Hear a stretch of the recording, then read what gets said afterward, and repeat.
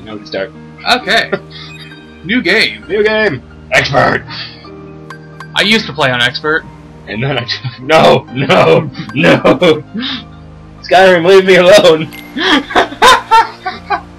No, but this time we can say, I took a key to the game. the key. Yes, there you go. This is Kingdom Hearts. If you couldn't tell from the giant menu of saying Kingdom Hearts. This is on PS2, playing it on PS3, because my PS3 happens to be God mode. Yes, it's just awesome like that. I haven't seen this old case in forevers. You know, I haven't played this in forevers. I played it... Actually, no, I played this 4 months ago? I take that back, I played this a couple days ago. Well, I dang. don't remember. Well, dang. I've been playing Persona 4. For every time I'm not playing Persona 4, I'm probably asleep. Or eating something. See, I've been back and forth on these weird thoughts lately. Star Wars The Old Republic and Star Trek Online. I stopped Star Trek Online. I almost made it to rank 13, I think I was. Is any of this for real? Haven't played SWTOR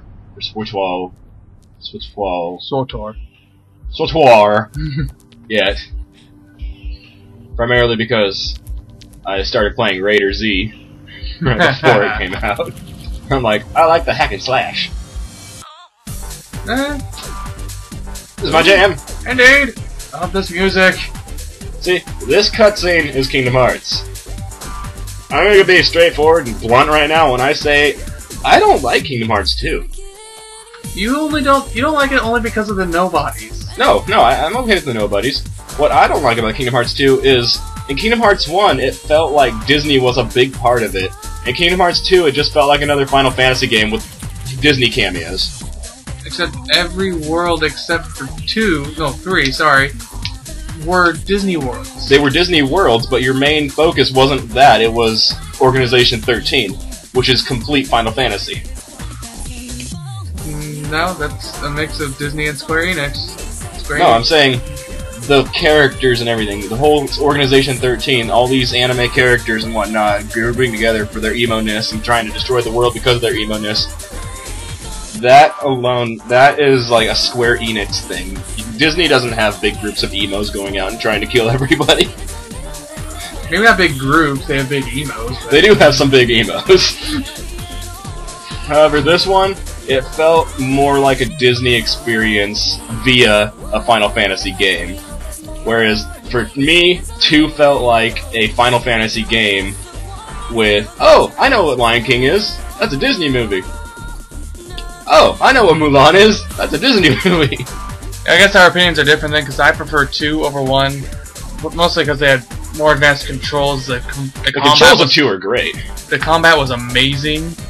The graphics were much improved, though they used the same talking animation. Mm-hmm. Plot-wise, I like 1 better. Plot-wise... Gameplay, I like 2 better. I can't say anything about Kingdom Hearts plot-wise anymore, because I've played Chain of Memories and Birth by Sleep, and all that did was create more and more plot holes. I'm talking in just the general 1 and 2 spectrum right now. Okay, 1 and 2... Between those 2, I like the plot better of 1, and the gameplay better in 2.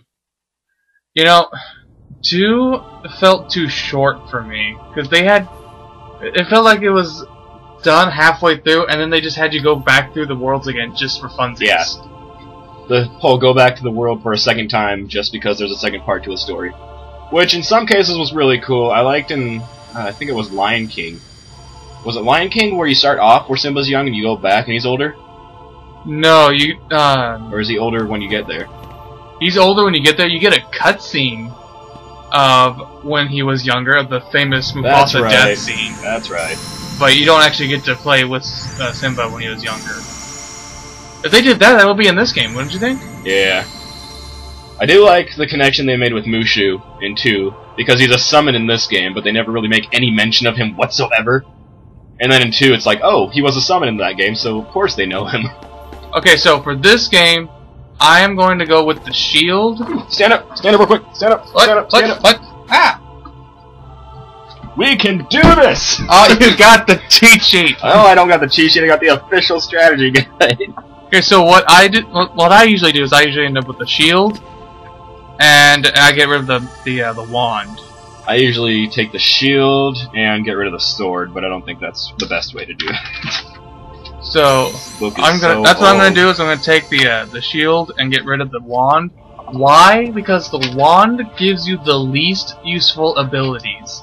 It gives you maybe 2 good ones: MP Rage and what's the other MP one? I haven't played this game in so long. I don't know what it is. It was some other one that helps regain magic, but the way I play, I only use magic to heal, so they aren't that useful for me. So I'm gonna give up the wand. I used to shoot like ice balls at everybody. But to explain, to get more in depth, the wand, these things, the shield, the sword, and oh, hang on, let me just go back and show everyone. Let's see, you're keeping the shield and getting rid of the staff? Yes. Alright, so that gives us, they all get the same HP. It gives us 2 MP, which is less than if you would pick the staff. Gives us 1 AP, and then 5 strength and 4 defense. So we're gonna be pretty buffed. Yeah. See, here's what happens pretty much. These things here not only govern your beginning stats, but also what abilities you get early on in the game. Mm-hmm. The shield will give you, say, scan and guard fairly early on in the first 20 levels. Don't they also affect your experience gain? I don't know about that. I think that might be this, or it might be something. It might be the questions or whatever. That might be the questions, yeah. Yeah. For the sword, it gives you more attack base, so like blitz. I think counterattack might be that too. Yeah. Those abilities you'll get fairly early on if you choose the sword. If you choose the wand, like I said, it'll be magic abilities. So, if you love using fire, blizzard, gravity, that kind of thing, then yeah, take the wand. If you prefer to stay on the defensive, take the shield. Your attack, take the sword. Yes. So for our playthrough, we take the shield. Because the shield is awesome fun to use at the beginning, and I'm sad I didn't get to use it the entire game. You do get it later on, but only for Goofy. You. Yes. I like the fact that I can go bashing with people with shields right now. If you, what was it? If you get all spells, you get the magic wand for Donald. The best weapons are, The for ultimate. Sora is the... Is it the Ultimate Blade? The Ultimate Blade is the best one, but that's the hardest to get. Aside from that, It's only hard because you have to synthesize over and over. It's ridiculous. Anyways, in my opinion, the best one is the Lionheart Keyblade, the one you get from the Hades tournament. Yeah. Which I remember beating when I was younger, and I was like, heck yeah, I feel awesome. Indeed. And then you had to fight Sephiroth. And I actually beat him without this. You're insane! I never managed to do it! It took me like 20 tries, but I finally got the rhythm down of what he does. I could do it in the second game, but I could never do it in this one. Well, he was kicking the second game. Yeah, but I could never do it in this one. I've tried so many times. It never happened. And if you guys think I'm going to do that for this playthrough... yeah, no, that's not funny. happening. We'll do the Hades tournament, maybe, but no way are we doing bits and Sephiroth. pieces of the Hades tournament. Maybe the fun stuff. You've gained the power to fight. Indeed. Okay, so should we be worried about Sora's mental health? Because he's hearing voices in his head telling him how to worried about fight. what shoe size that is. You know, this is a Final Fantasy-ish game. I'm not going to worry about that. Look at them feet. So basic gameplay: X is to attack. Your health bar is at the bottom. The green is your health. The blue is your mana, or MP, whatever. Sora attacks with the basic 3-strike system. That's it. That's all he's got for the entire game. Pretty much it. I will say this: the soundtrack for this game is beautiful. It is. It is amazing. I had it imported from Japan when I was younger. You did? Yeah, I ordered it from Tower Records back before it was Rasputin's, and nice. They had to import it from Japan, so it cost me like $35 for the CD, and it came every song, every bit of music ever played in this entire game. 2 discs, over 75 tracks, and I still have it to this day. Plus, it came with a really awesome artwork covers and whatnot. Nice. I love this game.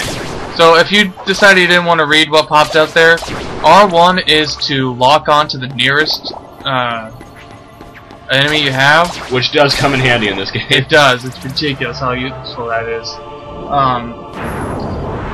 R1 Press R1 again to release it.